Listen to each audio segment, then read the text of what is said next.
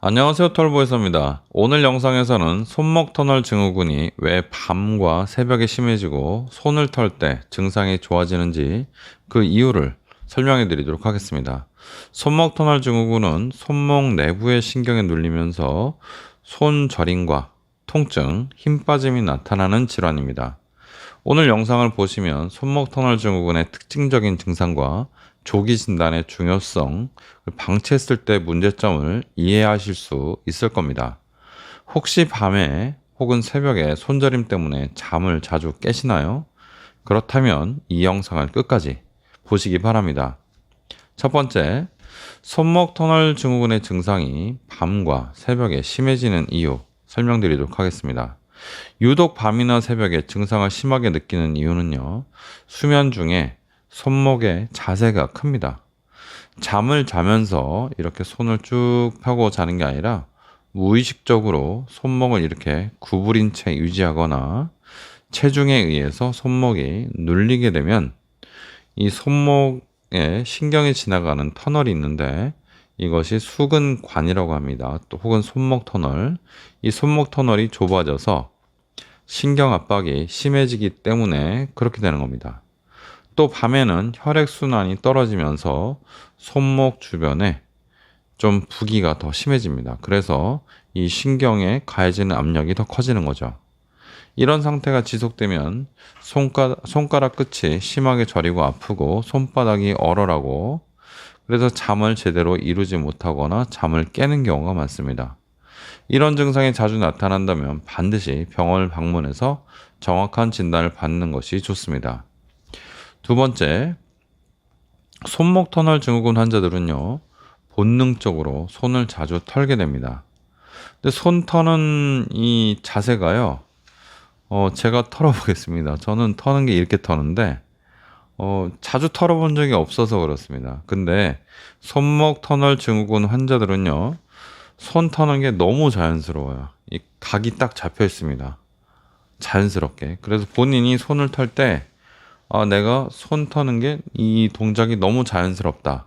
그러면 손목 터널 증후군이 본인도 모르게 심하게 이미 와 있을 가능성이 높다. 이렇게 판단하셔야 됩니다. 그럼 이걸 왜 터냐? 실제로 증상 완화에 일시적인 효과가 있습니다.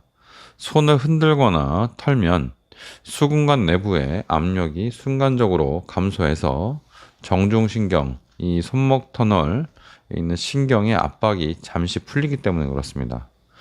또 손을 털면요, 혈액순환이 피가 이렇게 쭉 눌려가지고 안 가던 게 피가 이렇게 쭉쭉쭉쭉 조금씩 가게 되죠. 그래서 이 손가락으로 가는 이 신경에 공급되는 산소가 공급이 원활해지는 거죠. 그래서 통증과 저림이 일시적으로 줄어듭니다. 손가락으로 가는 혈액이 잘 공급되는 게 아니라 손을 털면 이 손목에 공급되는 혈액이 잘 들어간다. 이렇게 해야 됩니다. 이렇게 생각하셔야 됩니다. 그래서 털었을 때 손가락으로 가는 혈관이 좀 뚫려서 손으로 혈액이 잘 간다. 이렇게 생각하시면 안 됩니다. 손 저린 것은 혈액의 문제가 아니고 신경의 문제다. 즉 신경으로 가는 혈관이 문제가 되는 거지 손가락으로 가는 혈관이 문제가 되는 건 아니에요. 그거 꼭 기억하셔야 됩니다. 이렇게 손을 자주 털어야 증상이 풀린다면 빨리 전문적인 진단을 받아서 정확한 치료를 받는 것이 좋습니다. 세 번째, 손목 터널 증후군 초기에는요, 손가락의 저림이나 감각이 둔해지는 증상이 나타납니다. 특히 이 엄지, 검지, 중지 손가락 끝부분이 자주 저리고 아프고 어떤 분은 이 네 번째 손가락이 저린 분이 있어요. 네 번째 손가락이 많이 저리더라도 이 엄지 쪽 반이 주로 저립니다. 그래서 이걸 잘 보시면 주로 이렇게 저린데 이 중에 엄지손가락이 제일 저리는 분도 있고 두 번째 손가락이 저린 분들도 있고 세 번째 손가락만 저린 분들도 있습니다. 그래서 이 네 손가락 중에 하나만 저인 경우에도 손목 터널 증후군이 심한 경우도 있다. 이렇게 생각해야 됩니다. 자가진단 말씀드릴 건데요. 자가진단 진짜 많습니다. 영상이 진짜 많아요. 그리고 저도 자가진단에 대해서 환자분들한테 많이 얘기했고, 실제로 진료실에서도 이 진단법을 활용을 한 적이 굉장히 많습니다. 어떤 거냐면요. 손목을 이렇게 양쪽을 맞대서 이렇게 맞대고 있는 겁니다. 이렇게 해서 30초에서 1분간 유지를 해보는 거죠. 손이 저리나. 이렇게 하면 손목을 구부리면 여기 손목 터널이 눌린다고 그랬잖아요. 그죠? 그래서 신경이 눌려서 손이 저리나 보는 겁니다. 이 자가진단법. 또는 진료실에서도 이렇게 합니다. 실제로. 의사들이 하는 진단법이기도 해요. 그리고 또 하나는 이 손목 터널 있잖아요. 그죠? 이 손목 터널 있는 곳을 탁탁탁탁 두드려 보는 겁니다. 이렇게. 손가락으로 두드려 봐도 되고, 아니면 짧은 뭐 볼펜이나 아니면 막대기 같은 걸로 이렇게 두드려 봐도 됩니다. 이렇게 두드려 보면요. 손가락 쪽이 찌릿찌릿하고 이렇게 증상이 나타나면 이거 손목 터널 증후군이다. 이렇게 보는 거죠. 그래서 이렇게 해보고 뭐 두드려 보고 하는 겁니다. 그런데 이렇게 해봐도 잘 모릅니다. 결론을 말씀드리면 안 나타나는 경우가 한 절반이나 됩니다. 그래서 이 방법이나 아니면 다른 자가 진단 방법, 이렇게 누르는 방법도 있거든요. 여기 손목 터널 여기를 누르는 방법도 있어요. 이런 방법 전부 다 적게는 30% 정도에서 많게는 절반 정도, 한 60%까지도 증상이 아예 안 나타나는 경우, 즉 손목 터널에 그 저림 증상을 유발하지 못하는 경우가 대략 봐서 한 30%에서 절반 정도이기 때문에 이렇게 또는 이렇게 눌러서 증상이 안 나타난다고 해서 손목 터널 증후군이 아니다 라고 단정하는 경우가 있는데, 그렇게 생각하시면 안 됩니다. 최소한 이 영상을 보신 분들은 이런 방법들은 참고 사항이지 손목 터널 증후군을 정확히 진단하는 방법이 아니다라는 것을 꼭 알고 계시고, 이런 방법으로 자가 진단을 해서 본인이 손목 터널 증후군이 아니라고 생각하셨던 분들은 생각을 바꿔야 됩니다. 정확하지 않아요. 흔히 이 방법만으로 손목 터널 증후군을 가려낼 수 있다고 주장하는 경우가 영상도 많고 블로그도 꽤 많아요. 근데 안 나오는 경우가 절반 정도 된다는 거. 그렇다면 다른 건 또 뭐 있냐? 여기 손바닥에 이 엄지 쪽 근육이 지금 보면 이렇게 뚱뚱하잖아요. 그죠? 올라와 있는데 이 근육이 푹 들어갔다. 혹은 평평하다. 그러면 손목 터널 증후군이 심각할 가능성이 있습니다. 그리고 물건을 자주 떨어뜨리는 증상, 걸레를 짜는데 손에 힘이 잘 안 들어가는 증상이 반복된다면 손목 터널 증후군이 가능성이 굉장히 높아요. 그리고 여러분들이 단추를 끼울 때 아니면 끈을 묶을 때 이게 내가 끈을 잘 묶었던 건데 서투르다. 노끈 묶는 게 서투르다. 단추 끼는 게 힘들다. 지퍼 올리는 게 서툴다. 이런 것들은 손목 터널 증후군의 대표적인 증상입니다. 이런 자가진단법 잘 안 맞습니다. 다른 일상생활에서의 증상이 훨씬 더 중요합니다. 그리고 새벽에 손 터는 거, 이런 걸 보는 게 더 중요합니다. 그래서 자가진단법에 대한 오해 오늘 꼭 푸시기 바랍니다. 자, 네 번째, 손목 터널 증후군을 방치하면 심각한 문제가 발생합니다. 손목 터널 증후군은요, 초기에 적절한 치료, 특히 수술적 치료를 받으면 쉽게 호전되고 영원히 문제가 없지만 방치하다 보면요, 심각한 결과를 초래할 수 있습니다. 정중신경이 오랫동안 압박을 받으면요, 영구적으로 손상이 되어서 손가락의 감각을 상실하거나 미세한 손 기능이 회복되지 않을 수 있습니다. 오래 방치되면 그렇다고 했는데, 그럼 진짜 오래 방치되는 게 어느 정도냐? 이게 말기일 것 같지만 사실은 그렇지 않고요. 초기, 중기, 말기 봤을 때 중기만 돼도 영구 손상이 올 수 있다는 게 손목 터널 증후군의 가장 큰 함정입니다. 끝까지 참아보지 뭐 이렇게 하시면 안 된다는 거죠. 그래서 특히 수공예, 무슨 악기 연주, 요리, 아니면 특별한 어떤 공예, 뭐 이런 기능, 이런 것들을 하시는 분이라면 세밀한 손 감각이 필요하잖아요. 근데 이렇게 정밀한 일을 하시는 분들은 증상을 방치할 경우에 그 일 자체를 못하게 되는 치명적인 문제를 경험할 수도 있습니다. 그리고 더 심해진다면 그런 정밀한 기능이 아니라 일상생활에서 물건을 잡거나 글씨를 쓰는 것조차 어려워질 수 있습니다. 손이 자주 저리고 뭔가 물건을 자꾸 떨어뜨린다면 초기에 전문의와 상담해서 적극적인 치료를 시작하는 것이 가장 안전한 방법입니다. 자, 다섯 번째, 손목 터널 증후군은요, 수술 시기를 놓치면 안 됩니다.